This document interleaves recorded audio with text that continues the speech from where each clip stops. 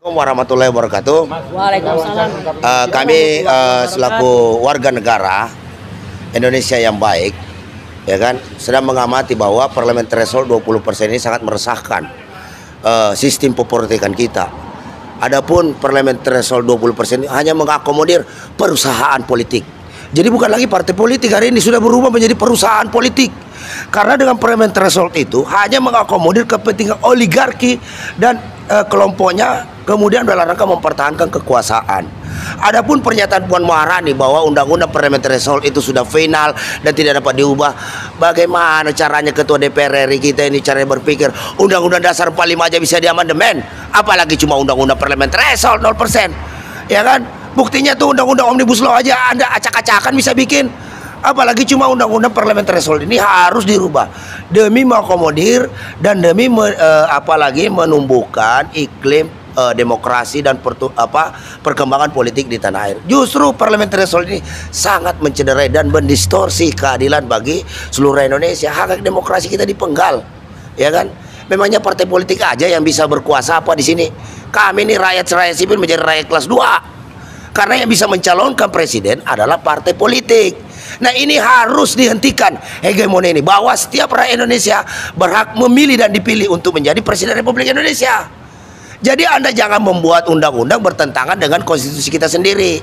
Dan kepada para pemimpin-pemimpin partai politik yang hari ini tidak mau mengubah parlemen threshold, tolong, usia Anda itu sudah tua, bentar lagi kalian mati. Apa yang kalian mau pikirkan buat masa depan bangsa ini?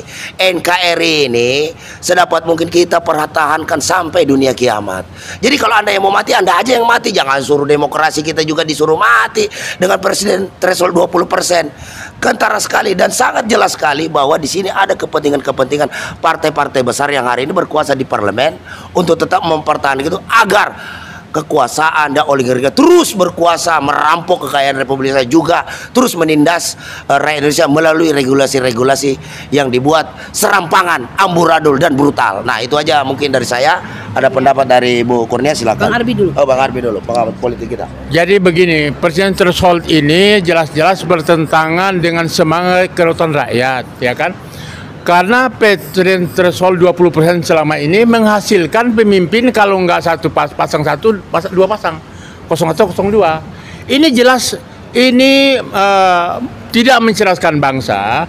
76 tahun kita merdeka, masa cuma 2 orang saja yang harus sebagai layak dan pantas untuk menjadi capres. Ini bertentangan dengan hak-hak demokrasi rakyat dan bertentangan dengan konstitusi dan bertentangan dengan semangat reformasi, ya kan? Nah, oleh sebab itu hari ini saya menjawab pernyataan Ketua DPR Puan Maharani bahwa itu sudah final.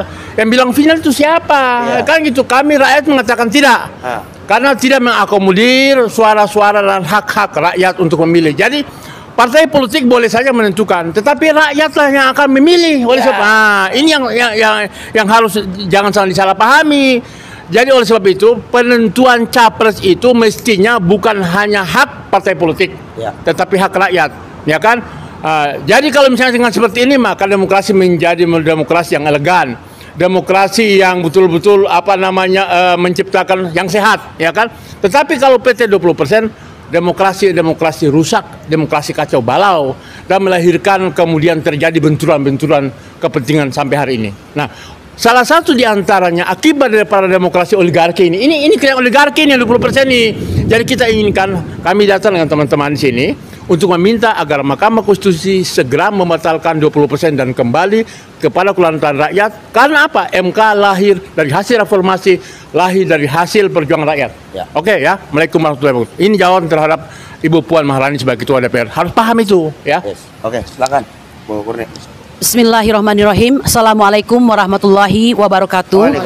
Saya ingin mengambil momentum ini di mana kami berencana untuk menggugat judicial review atas presidential threshold 20% ya, untuk melakukan perubahan besar bagi bangsa ini.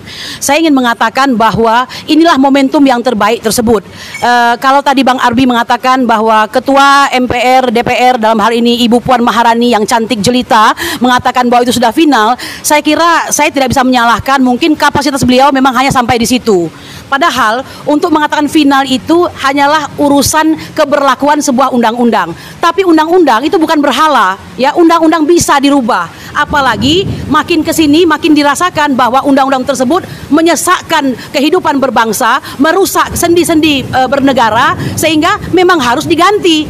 Nah, mereka yang tidak mau mengganti berarti ada apakah ini? Ya. Berarti ingin mempertahankan status quo, ya, zona nyaman dan aman, di mana mereka adalah bagian dari oligarki itu sendiri. Ya. Saya ingin mengatakan dengan presiden threshold 20% berarti itu terus mengamankan keinginan-keinginan dari orang yang berkuasa di balik para pemimpin-pemimpin boneka tersebut, ya. Presidential threshold ini menyebabkan sedikit kemungkinan kita mendapatkan pemimpin-pemimpin terbaik, ya. Karena hanya mereka yang mempunyai biaya besar, ya, mempunyai dana besar, ya, untuk bisa menjadi calon-calon wakil presiden dan wakil presiden, ya. Artinya warga negara yang hebat, warga negara yang pintar, yang potensial untuk menjadi pemimpin yang sebenarnya, itu menjadi dibatalkan hak mereka hanya karena hal tersebut, ya. Oleh karena itu kami sangat setuju dengan judicial review tersebut yang insya Allah akan segera diadakan secepat mungkin dalam minggu depan ini.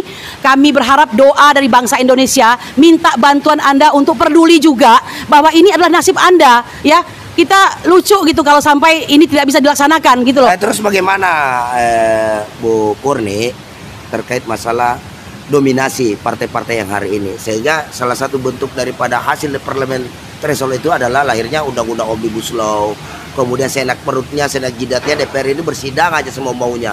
Contoh kemarin undang-undang IKN, undang-undangnya tata tertibnya bermasalah, ya kan? Tahu-tahu yang dirubah bukan substansi isi. Ini juga buah dari presidential threshold 20%, ya kan? Mengapa kita menginginkan 0%? Karena kita mengharapkan orang-orang baik, orang-orang pintar, orang-orang unggul, dan kebetulan masih banyak di Republik ini yang akan menduduki pos-pos terbaik itu, ya. Dan orang-orang yang sekarang kita inginkan sudah bukan bahasanya lagi lah, gitu kan? Ya, karena 0% itu artinya siapapun bisa. Baik dia perorangan maupun partai. Partai berhak untuk mengajukan orang-orang terbaik mereka, gitu. Nah, jadi ini bukan kerja mudah. Dan bukan kerja mudah. Ada kaitannya dengan gugatan TPU kemarin. Ya, betul, betul. Tidak hadir, betul. Agar membuat anggota parlemen itu benar-benar terpilih orang-orang yang jujur, benar dan betul. adil. Jubedil, ya. Merupakan teori daripada Bang Egy Sujana. Itu dia. Iya, jadi kita alhamdulillah TPUA tidak pernah berhenti berjuang. Selesai satu walaupun dikalahkan, ya kita pahamlah siapa yang mengalahkan kita, nggak apa-apa. Ya, dikalahkan dengan suatu kondisi karena kong kali kong tadi. Yang kata Irman Putra Sidin itu adalah merupakan kong kali kong antara eksekutif, legislatif, yudikatif ditambah pers pula, ya kan? Nah, ini untung Bang Arif nih yang tukang menyiarkan ini, ya kan? Kalau nggak siapa yang mengerti, coba ada perjuangan sedemikian rupa. Kan begitu, ya. Jadi judicial review terhadap parliament threshold 20% ini menjadi harga mati saat ini. Harga adalah mati. Kebutuhan harga demokrasi. Saya senang juga Bang Daeng bahwa kabarnya Bang Refli nanti juga akan segera mengajukan judicial review atas nama Bapak Gatot Nurmantio, ya. Walaupun menurut saya Pak Gatot kok lama amat, mau dari kemarin gitu loh, ya kan? Tapi alhamdulillah nggak apa-apa, ya, daripada tidak, karena negara membutuhkan orang-orang yang berani melakukan perubahan. Bullshit, impossible, ya, semua perubahan terjadi jika tidak ada perjuangan dan keberanian. Kata Nelson Mandela, ya, Bapak dan negarawan, saya kira dunia, ya, bukan cuma Afrika Selatan, mengatakan bahwa para pengkhianat itu tidak akan melakukan pembangunan terhadap negara, ya. Mereka hanya akan memperkaya diri dengan mengatasnamakan menjadi negarawan, kira-kira seperti itu, ya. Oleh karena itu presiden threshold 0% adalah harga mati dan harus bisa dilaksanakan. Bagi yang tidak mau, berarti ketahuan mereka ini punya etika tidak baik dan mereka pengkhianat bagi negara. Kira-kira begitu, betul? Pengkhianat negara, pengkhianat rakyat. Dan lagi MK selaku lembaga tertinggi dalam urusan konstitusi, kita berharap dong mereka ini kan orang-orang pilihan, ya. Hati nurani Anda bangkitkan kembali, ingat baik-baik fungsi dan tugas Anda di sana, dan pertanggungjawaban Anda vertikal langsung pada Allah Subhanahu wa taala bagi yang beragama Islam dan kepada Tuhan-Tuhan mereka bagi mereka bukan Islam, ya. Jadi saya heran juga kalau sampai nggak berani memutuskan ya. Walaupun kita tahu loh, presidential threshold ini sudah pernah diputuskan ya Bang Adbi ya, dan pasti mengalahkan rakyat dalam hal ini. Ini kita men-challenge kembali. Anda harus berani mengatakan bahwa kali ini rakyat harus menang. Nah iya, ya kan? karena kali ini juga selain daripada dukungan daripada seluruh ini, buktinya yang menggugat makin hari makin banyak. Makin banyak. Bukan cuma ya. Bang Gatot, tapi ada pihak-pihak lain lagi yang akan berbondong-bondong menggugat ini. Ini artinya bahwa parlemen threshold 20% tidak diperlukan lagi. Tidak diperlukan lagi. Karena rakyat sudah paham. Akibat parlemen threshold 20% ini, oligarki makin menancapkan kukunya. Dan korupsi akan semakin merajalela ya. Pasti makin subur dan makin merajalela. Ini rakyat Nah, ini ada juga dari sudah 7 kali penggantian presiden. Nah, sekarang masalah sudah saatnya sekarang PT 0%. Oke? Artinya Pancasila harus berani dong ya kan. Siapapun berani berjuang, hanya pemimpin yang terbaik nanti yang muncul ke permukaan ya kan. Perlu diingat apa yang terjadi hari ini akibat dari PT 20% ya. Lihatlah siapa pemimpinnya. Apakah dia orang yang hebat?